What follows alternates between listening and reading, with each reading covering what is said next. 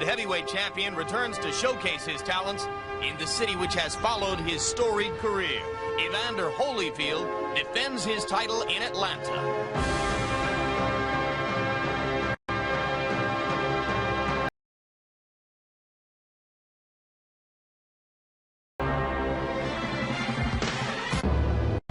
People, talk about the $30 million. It wasn't in my pocket. I didn't lose it, and in life, we always hope for the best. I guess in this situation, it didn't come about. It was to have been the biggest financial payoff in boxing history, albeit one of the most controversial. But on Friday, October 18, the next fight of the century, Holyfield-Tyson fell apart. The champion claims it was the one phone call he had least expected. My manager, Shelley Finkel, and my promoter, Dan Duver, left messages telling me to call them like something had really happened. In general, I didn't think about boxing. I thought maybe something had happened with Lou. He got sick or something like that, and something, bad had happened. And when I called them, they said, you heard about the fight? I said, no, it's, Tyson injured, and the fight is called off. Probably the costliest long-distance phone call Holyfield ever made. But one of this champion's hallmarks is extraordinary patience. Happy birthday to Evander. Happy birthday to you. Thank you very much. There was to be no cloud of gloom. A birthday party, a few interviews, and it was off to the World Series to cheer on the hometown Braves. I think that was the best thing for me. That was my first time ever going to a World Series. And out of 7 games, I got an opportunity to see 6. We didn't win, but, it was a lot of excitement. And I think emotionally it took a lot out of me, traveling back and forth to Minnesota. But, I had a good time, and really, I think that took a lot of pressure off me. With a frustrating whirlwind of a week behind him, Holyfield returned to Houston to resume training. It was business as usual for one of boxing's most diligent workers. It's a great shirt. That's what I was going to say. Thank you. I like your shirt. Thank you. The same schedule, the same intensity applied even to bowling night, a weekly training camp ritual. When you work hard, you need some form of relaxation. And Wednesday, I get an opportunity to bowl something that, I love to do, but it's competitive. I get to bowl against, my brothers and other members in the camp. But they give everybody that equal opportunity because it's not like I'm so much better than them in bowling, even though I beat them. But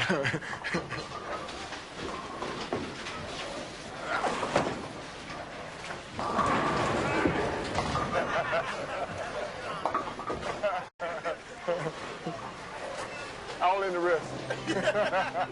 Powerful wrists, but absent from the ring since punching George Foreman back in April.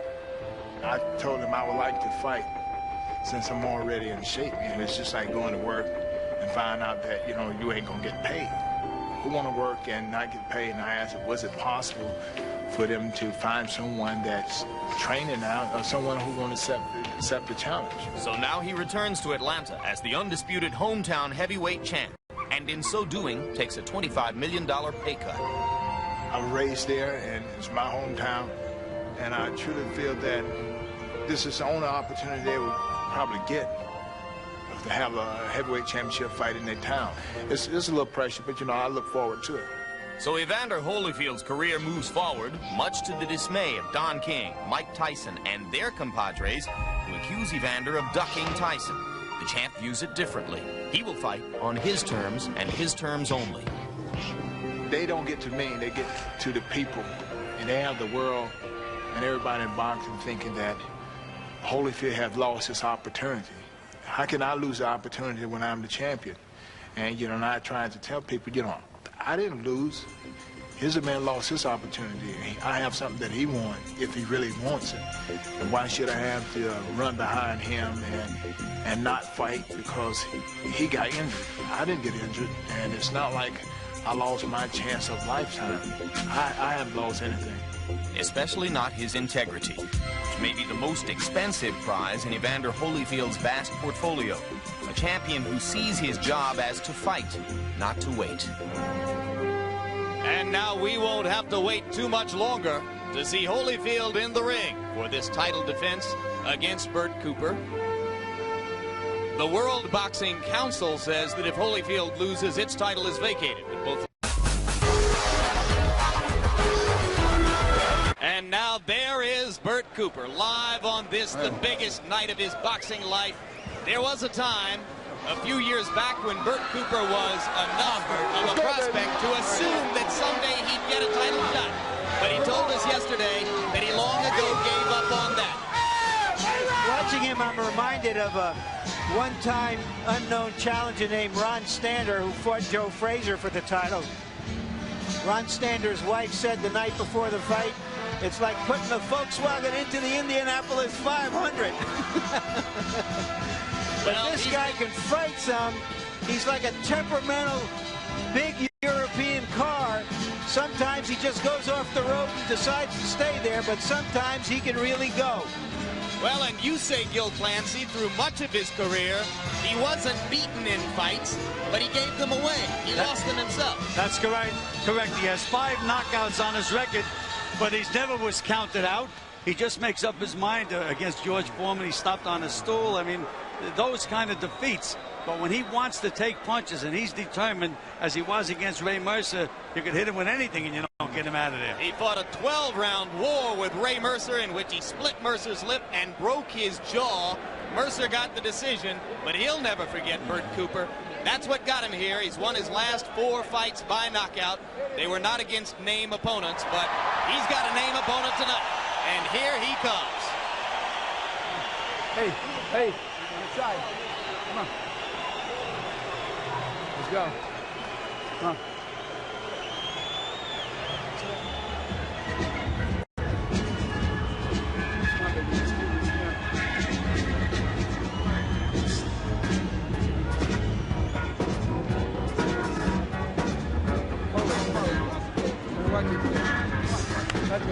The arena holds 17,000. Promoters anticipated that 14,000 of the seats will be filled.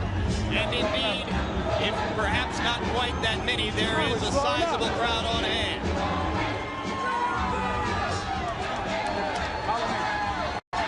In a moment, they'll see the spotlight fall on their hometown heavyweight champ.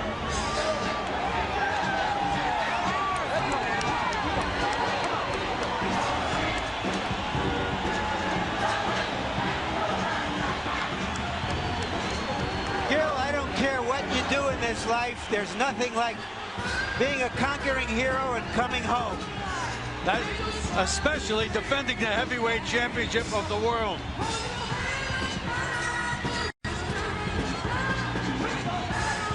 And he's got an uncharacteristic smile on his face as he come up. This fight probably has cost him $300,000 or $400,000 because he could have gotten that much more money to fight in Atlantic City or Las Vegas.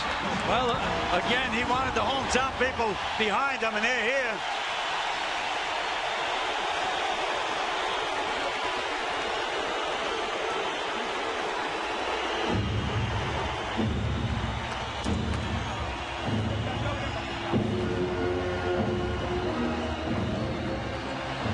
Evander Holyfield has had 26 fights and has won them all. And now the crowd goes into the characteristic chant that dominated the audio portion of the World Series for the 3 games that were played here in Atlanta.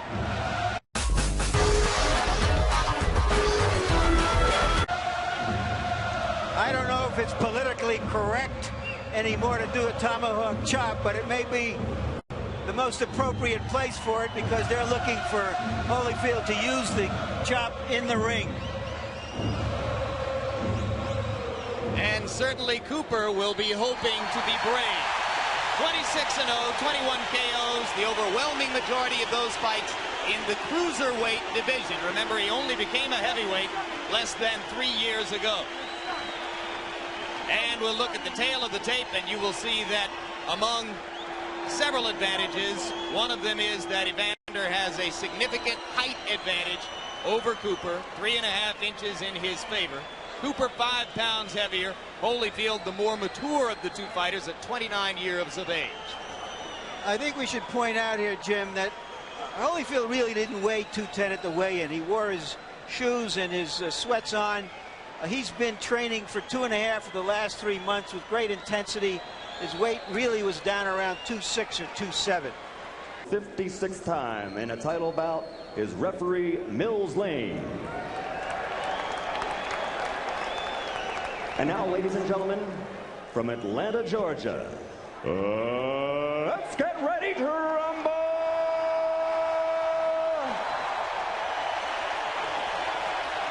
Introducing first, fighting out of the red corner, wearing the black trunks with silver trim, weighing an even 215 pounds. He has a professional record of 26 victories with 7 defeats, and he has demonstrated his punching power, scoring 23 KOs in those 26 victories.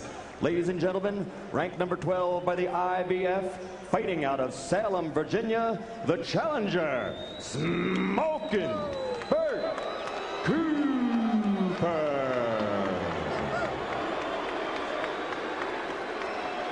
And across the ring in the blue corner, his opponent, wearing the blue and gold colors and weighing an even 210 pounds. This 1984 Olympic bronze medalist was the first of his great 84 U.S. Olympic team to win a world title as a professional. That was for the Cruiserweight Championship. He now is a 2-time world champion with a perfect record of 26-0, 21 knockout victories. Ladies and gentlemen, from Atlanta, Georgia, presenting the undisputed, undefeated heavyweight champion of the world, Evander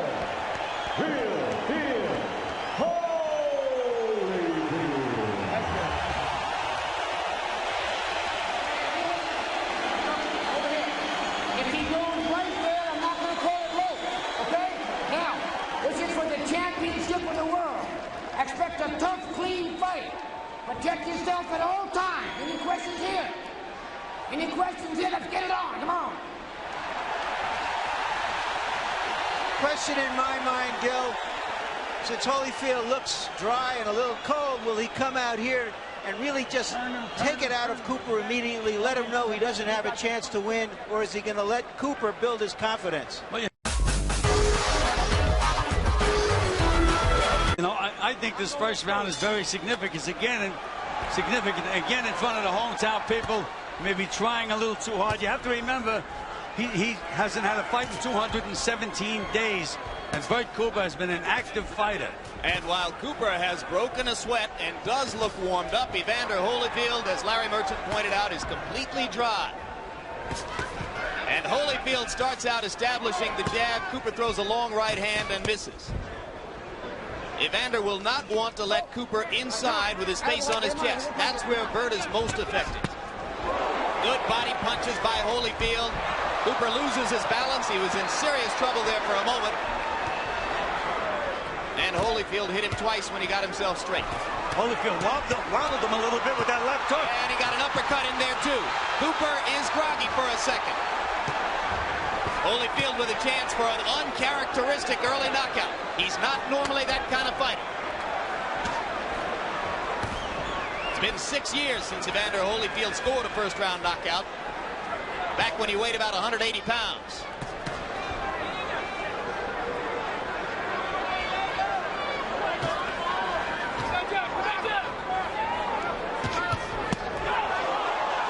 The right cross was a beauty, and down goes Bert Kooper. The left hook in the body, Jim, was the punch that really hurt him.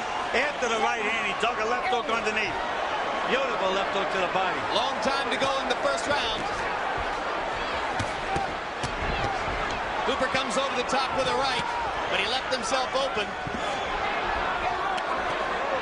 There's that quick right hand of Cooper's on the inside.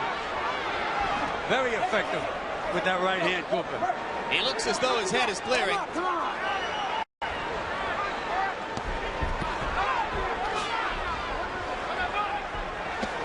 Get those punches up. Look.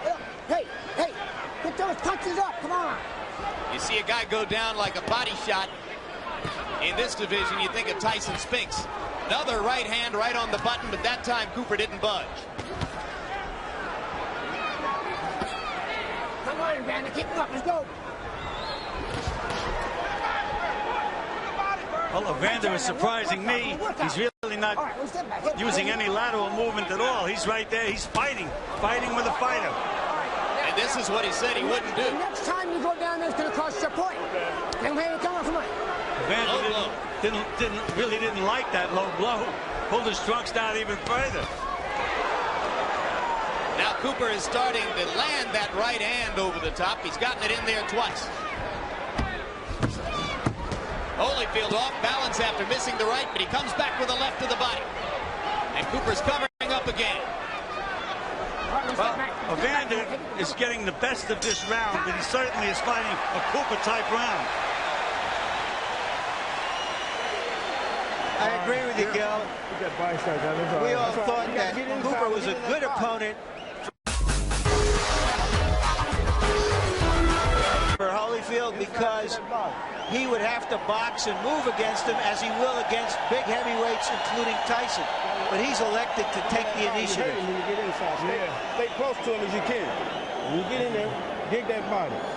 Okay? Yeah. Come on, inside. You just heard in the corner, they're telling him to go for the body. Apparently they saw a soft underbelly there. And Holyfield was following orders, apparently, because that was as wicked a body shot as you'll see him ever land. There you go, check this out.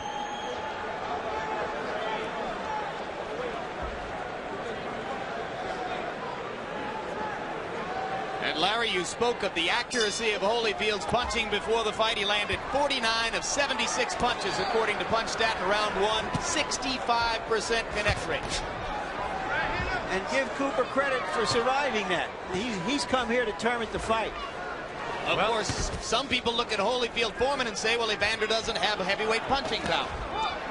Well, this is the Cooper, in my opinion, that fought Ray Mercer. He certainly got hurt with that left hook to the body, but he got up and he's bombing back, as you can see there. He's determined. We've got a war early on. And so many things can happen in a fight when guys are fighting the way Holyfield is fighting Cooper. They can bang heads, they can get busted up. I mean, I'm sure that they're very concerned in Holyfield's corner. In my opinion, he can use lateral movement to just completely outbox Cooper, but he's chose to fight him and get him out of there. A lot of people asked Holyfield's co-trainer Lou Duva about the mental adjustment problem of fighting somebody on 1 week's notice, and Duva said, well, I want my guy to get hit a couple of times. It'll clear his head and wake him up. Well, he's been hit a couple of times, Jim.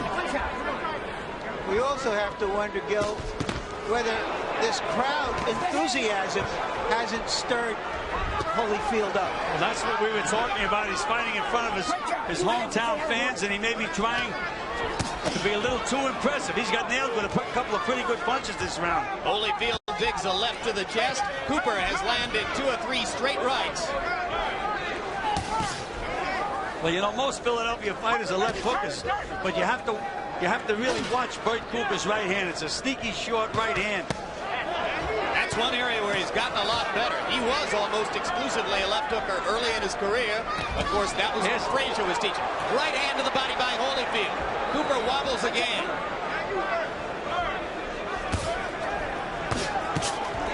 Good uppercut by Cooper. That was the Mike Tyson combination. Wide right hand that bring the right hand underneath.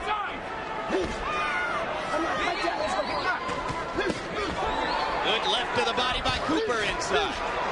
And the right hand. There's that sneaky right hand right on the button.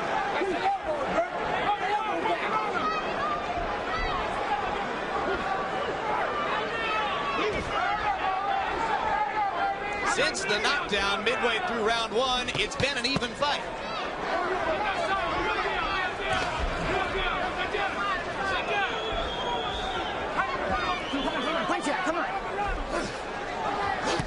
Round two coming to a close.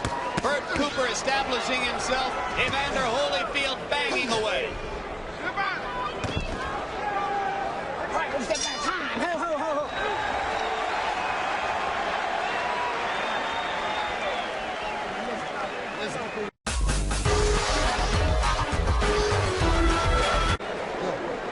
Sit down on this round, you understand? Sit down and look. said use your defense. And when they make him fire, make him miss him, then hit him in the body. You see? We're tying him up and using a lot of energy. Deep breath. Yes. All right, now take a deep breath, Paul. Pull in. Suck it in. That's it. Suck it in. Keep hitting that body. Slip his punches on your way in and keep hitting that body. Going third round, right? Yeah, third round. Third round. That's right. Take a deep breath. Hitting him good to the body. Be first. Don't let him get off and come in. Body. That's what you do with this guy. Huh? Don't be tying him up. Use your defense. Walk right around him. Walk right around him. It's pretty early for a fighter to be asking what round it is, Gil, so I don't know how much longer he's prepared to go at this pace.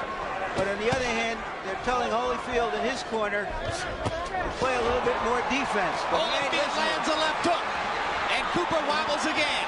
Cooper grins as if to say, you didn't hurt me. That usually means you did. And that's exactly what he did with Ray Mercer. He'd take those bombs right on the button, and then he'd grin at Mercer.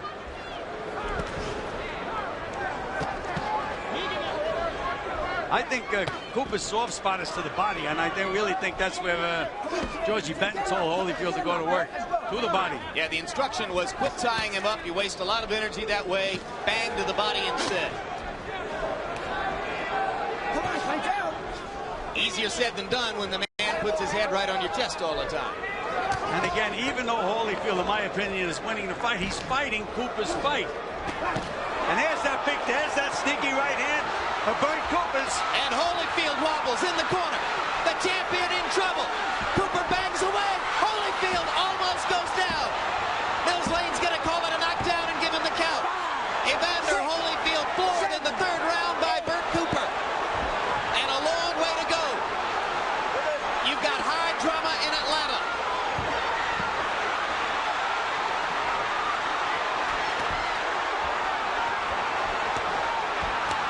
Another right hand lands flush.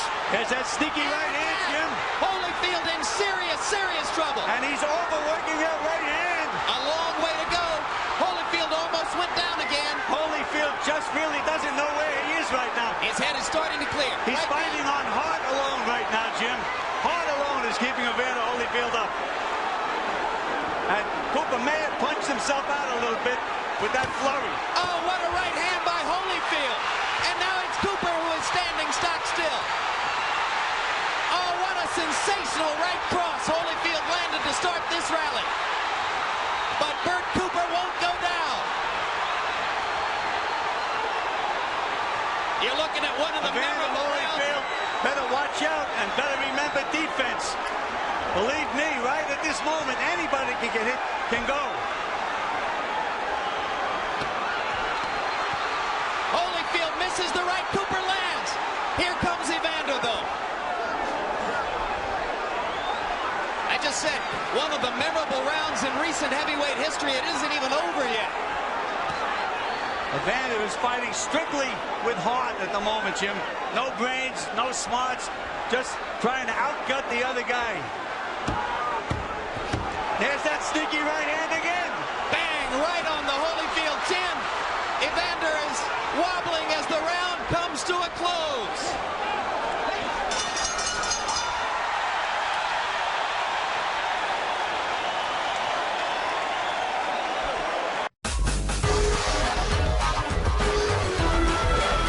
It doesn't get much better than that, but it shocked a lot of people.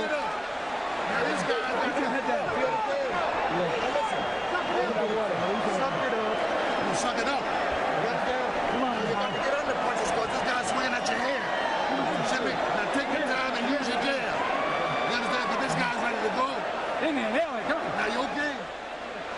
Here we'll find Cooper coming in.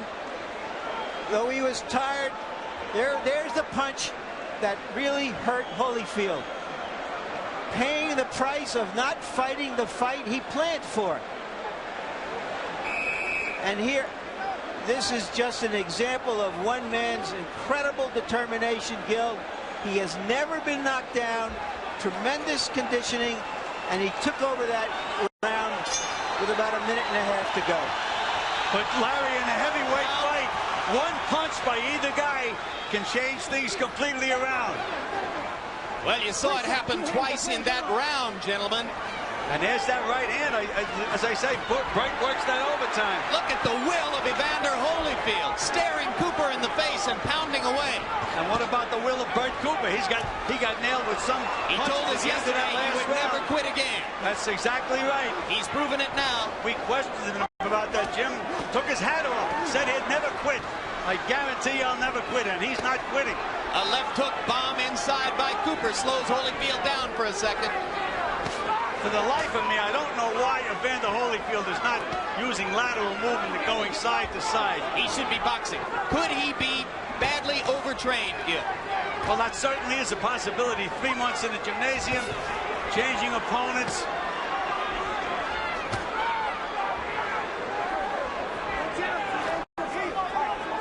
Evander told us that in the last 10 days he slowed down his training because he was really ready more than 2 weeks ago. That's very dangerous, particularly for a big fight. Cooper's punches seem to have slowed down now, Jim.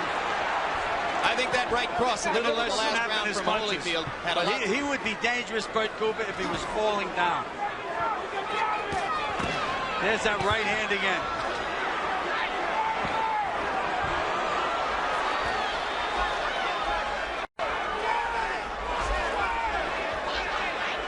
This appears to be one of those fights, Gil, that Holyfield said he wasn't going to fight anymore, that he wasn't going to just go in and trade punches. Larry, I just had a suspicion that Holyfield was going to fight this kind of fight, and I still felt he'd win the fight. But again, Bert Kupper has been the more active fighter by far, with Holyfield having a 217-day layoff and Kupper having 4 fights. I think certainly has helped Bert Kupper. And this has been another largely even round with both men having big flurries.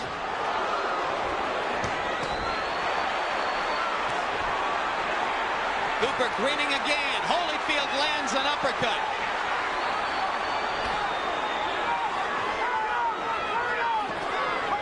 Every time they break from one of those clinches, Evander has to watch for that right hand. What Bert Kupper does, he takes his right foot, he steps over and chops with that right hand. I'm surprised they haven't spotted that in Evander Holyfield's corner. But Cooper is definitely slowing down now in the latter part of this round. Walking to his right. That's what he does.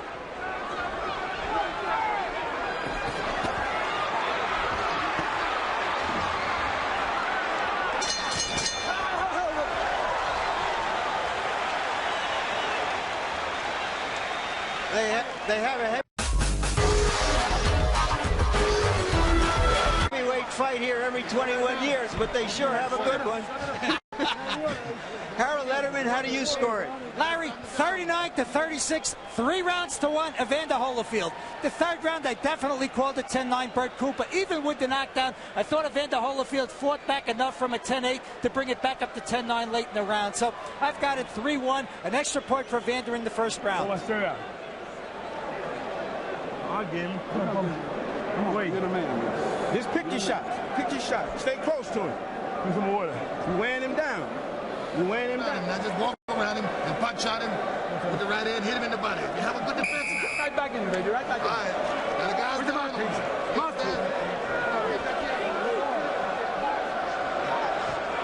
Bert Kupper may be the only consumer in America with more money to spend this Christmas than they anticipated about a month ago. And if he keeps this up, he's going to have a lot more money in future Christmases. It very well may be. And in Evander Holyfield's corner, they told him to walk Bert Kupper around inside and bang him to the body. But that's what Cooper's been doing to him. Up there's a big right hand. And Cooper's in trouble. Holyfield banging away with the right hand, but Bert won't go down. Oh, look at that. These are awesome punches, and Cooper has just about had enough. And he decided not to quit. He almost quit and decided not to do it. And he'll take punishment. The uppercut's been the punch, Jim. There it is again. The uppercut's the punch. There it is again. Evander found the key. There it is again. Yep. Left to the body, right uppercut up the middle. He's landing it over and over and over. Again. I think Mills Lейн was right on the verge of stopping it about 10 seconds ago. But you can't stop it when Cooper has been this courageous. And Evander Holyfield is showing signs of being tired. And believe me, an uppercut is a very effective punch, but it's dangerous to throw from outside. Round's only half over, and Holyfield is punched out. Punched out. Can't throw anything right now. Timeout now as Mills Lейн wants to look at Holyfield's glove. It is broken. The right glove is broken. Both fighters are going to get a long rest. And I think that Holyfield needs it more than Cooper, despite the fact that Cooper's been taking the battering. I don't think Holyfield would have thrown another punch for 20 or 30 seconds. You know, sometimes the opportunity to fight for a title, especially the heavyweight title, just makes a man galvanize all of his forces into giving the best he's ever had. Much as Douglas did in Tokyo. All right, you've got shades of Muhammad Ali, Henry Cooper here with the torn glove. Harold Letterman, what's the rule? Chip, they get the fighter who doesn't have the torn glove to a neutral corner. They're not supposed to let a second talk to him. In the meantime, they take advantage of his corner and change the glove. They always have a spare set of gloves at all times. But in the famous Henry Cooper Muhammad Ali incident, there the torn glove happened between rounds because Angelo Dundee was trying to find some time for Ali. You said it did happen between rounds. Absolutely right. I thought you said it happened during the round. He's punching so hard. I don't know if I've ever seen in a big fight one fighter punching so hard that he actually rips the glove from punching. Well, so far, Holyfield has thrown 45 punches in this round and landed 36 of them. What kind of a war is it? Both men, to this point in the fight, have landed more than half their shots. And Bert Cooper now has a cut on the side of his right eye. It's a small cut, but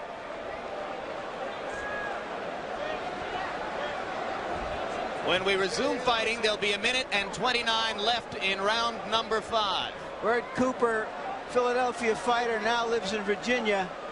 You can take the fighter out of Philadelphia, but you can't take the Philadelphia out of the fighter with this exhibition of courage and will. Courage, yes, but Philadelphia is famous for the left hook.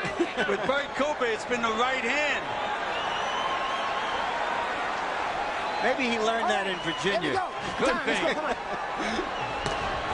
And they go resume.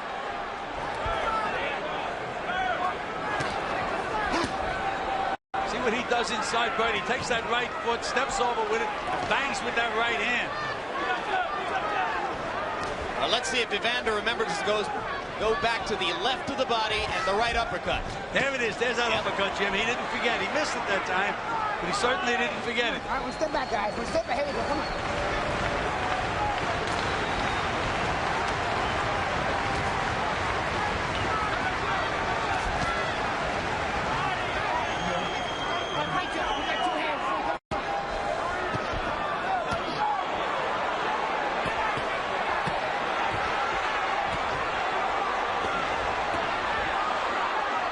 And you can see both guys are taking tremendous punishment. This has become a question of wills and conditioning.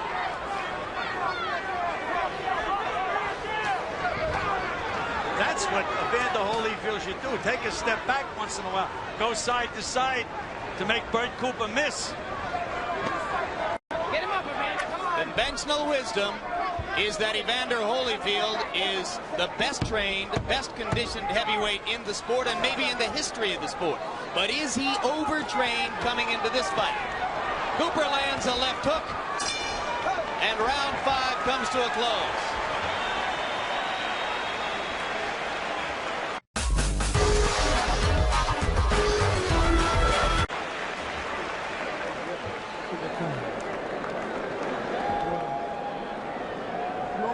You're okay.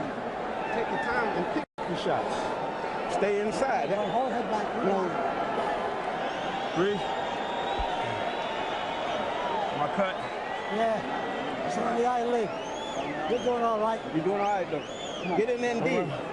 Pick your Let's take a look at the effect of these uppercuts. Look at that beautiful uppercut by Evander Holyfield. And watch the way he works it overtime. One on top. There it is again, underneath. How Bert Kupper is taking that punishment and firing back is beyond me. Mills Lейн instructs Eddie Aliano, Bert Kuper's cut man, to take some of the grease off of his right eye. You may remember before the fight, fellas, that I said that sometimes we're surprised by these kinds of fights because it's not as easy on the champion as we anticipated. And this is sure one of those times. First time I've seen Evander with a little bounce in his legs, though, is when he came out of the corner, Jim. He's right back inside again. Now he's bouncing a little bit. He can punch and move. He punches and waits for the receipt. Exploding right hand by Kupper to the body. Holyfield again with the uppercut. You know, watch. There goes Evander again. Anytime he lands a punch, he stays still and waits for the receipt. Waits for the guy to hit him back. And Kupper is hitting him with left hooks and sneaky inside right hands. You know, Evander Holyfield always had a problem with stamina in the amateurs. It's never really showed in the pros, but in this fight, he seems to me like he's a little weary. Well, one thing you know for sure, gentlemen, regardless of what happens from here on out, some of the writers here are going to write tomorrow that if Evander had fought this way against Mike Tyson, he'd have been knocked out. Or he may have knocked out Mike Tyson. That's possible, too. I mean, do you think Tyson could take those uppercuts that Evander was nailing Kupper with?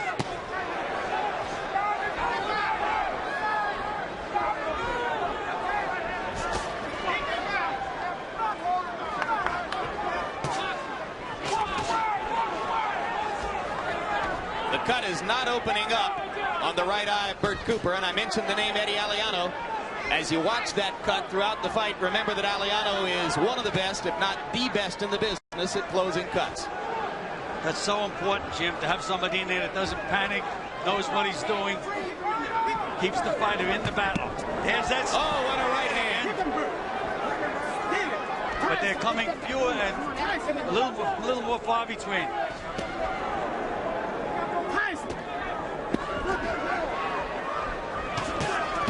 Kupper tried the body shot uppercut tandem. Didn't work. Now Evander lands another right uppercut.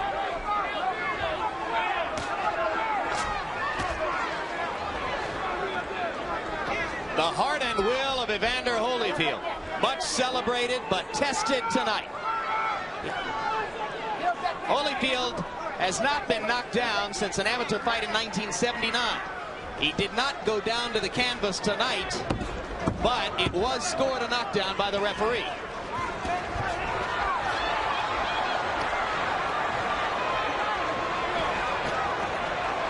And we are halfway through.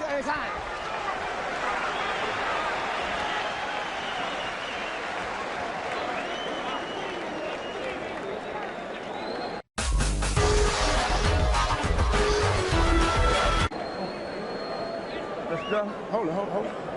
Hold on. Check it out. What they got on him is burning my eye. Tell the referee. Yo, ref. Hey, ref! Come here. It's burning my eye. He got some kind of ointment that's burning his eyes, coming off his body. Burning his eyes. Get that stuff off his head. There you go. You got an ointment on his body. Get inside and dig that body. And do the Tyson inside. We're around here. 7. Take him, pick your shot, dig. There you see punch stat numbers. Tremendous number of punches being landed in this fight for heavyweights. Now, earlier we talked about the cut glove. Now we're talking about ointment in an eye, which goes back to Ali listed 1. Though that wasn't exactly ointment, it was an acidic substance. So we're getting a little bit of everything. We're getting some boxing history in front of us. Let's see how the boxing history winds up. And here's the odd consistency, Larry. Every time in the last 30 years that a man named Cooper has challenged for the heavyweight title, there's been a cut glove.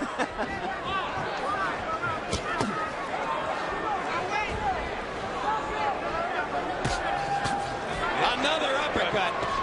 I'm surprised that Evander Holyfield isn't using the jab a lot more, Jim. When a guy gets tired, it's easy to hit him with a jab. Guys always start out jabbing, and then later on they forget all about the jab. Now is the time when he can use a good stiff jab. Cooper with 2 overhand rights, and Holyfield lands another uppercut. You're right, he's almost abandoned the jab for the time being. I wonder if he's embarrassed enough in front of his hometown fans that he wants to score a knockout. He'll be more embarrassed if he gets hit with a couple more of those right hands. And goes down. The opportunity to jab is there, you can see it. Bert Cooper is walking right straight in a straight line. Oh, what a bomb that uppercut was. But Cooper keeps coming back. There's another one. Cooper grinning again. Evander has to be saying to himself, what's holding this guy up and how much more energy can I expend? Do you question his punching power? Well, Ray Mercer was also supposed to be a good puncher, and I saw Cooper do exactly the same thing with Ray Mercer, so maybe it's the fact that Cooper can really take a great punch. What a turnaround that would be for Bert Cooper. I saw him quit against Reggie Gross in January of 1986, his first loss, after being hit by 1 punch. We should point out, Jim, that in those days he was on drugs. He wasn't training seriously. He really was going down the tubes, and Joe Frazier, his original trainer, claims to have quit him because of that. And Bert Cooper landed some very effective punches to the body in that last exchange. And when a guy gets tired, those body punches can become very, very effective. Well, for a while after that 3rd round flurry, Cooper didn't go to the body at all. But he started to do it again. But now Holyfield rips another uppercut, and Cooper standing stock still. This could be it now. Only 15 seconds to go in the round. Not much time for Evander. Cooper staying right there. Target practice, but he's not going to get him. I don't think he's going to get him. Mills Lейн has seen enough. Mills Lейн stops the fight. And I thought it was a very good move on Mills Lane's part. He couldn't have known what the time was. It's probably about 2:58 or 2:59. Doesn't make any difference, Larry. But he was taking too much punishment. He gave a gallant effort. That's enough.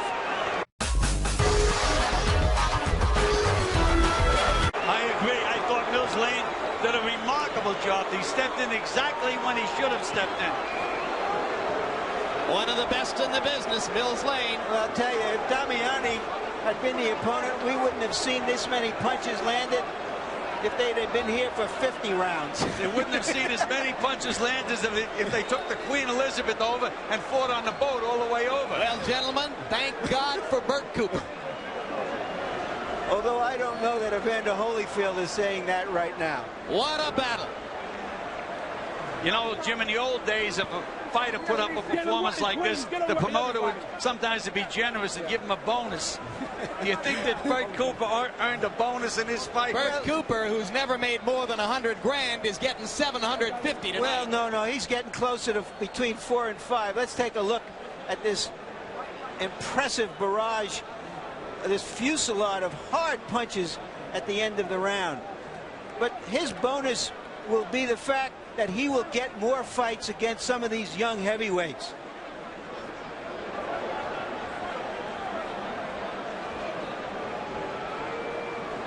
And look at Mills Lейн. He's right there, has the action right in front of him, the way a good referee should. Right on top of things. Yeah, and this, incidentally, as we watch this from another angle, is a homecoming for Mills Lейн. The mayor you see there, he's from Reno, of course, but he is originally from Georgia, from a prominent family in Georgia. He came here to show his stuff, and he came through. And so did Evander Holyfield. In desperate trouble in round number 3, challenged in a way that few expected him to be challenged by a Bert Cooper who showed heart and will and courage and a heck of a right hand. Holyfield demonstrated that the well-publicized heart is by no means overestimated. He came back from adversity, took over the fight again, and banged Cooper out of there.